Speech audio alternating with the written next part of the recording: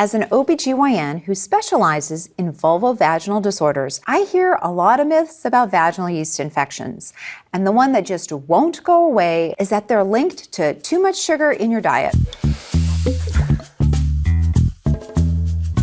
On the surface, the idea sounds plausible. After all, sugar is a food source, not just for us, but also for yeast and bacteria. So if we eat more sugar, we're feeding the yeast. And there are studies that show yeast infections are more common in people with diabetes, who can have higher levels of sugar in their blood. But the truth is, the sugar consumption yeast connection is a myth for most, perpetuated both by well-meaning but ill-informed healthcare professionals, as well as purveyors of snake oil. You know, the ones who want to sell you cleanses, diets, and books designed to help you get rid of all the yeast. The first thing you need to know is that yeast is normally found in the vagina. At some point in a given year, one study estimates that 70% of people will have yeast in their vagina, just hanging out in the microbiome and causing no symptoms. And secondly, sugar is normally found in the vagina.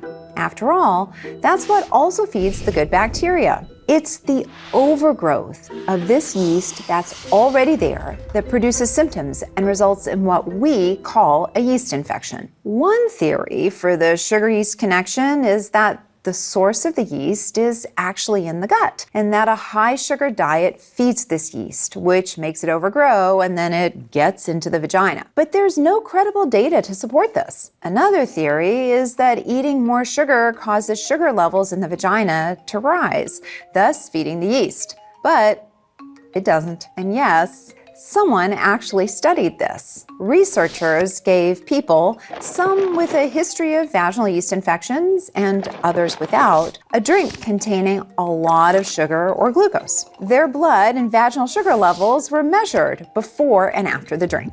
They found that the sugar levels in the vaginal secretions didn't change for either group.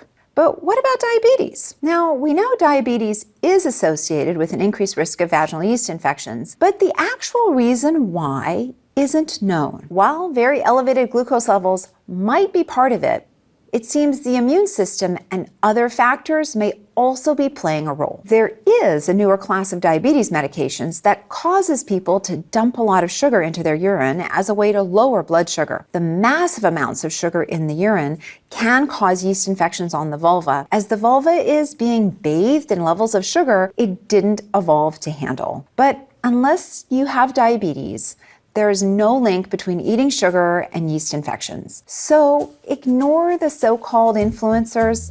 It's fine to enjoy a slice of cake now and then, and definitely skip the cleanses.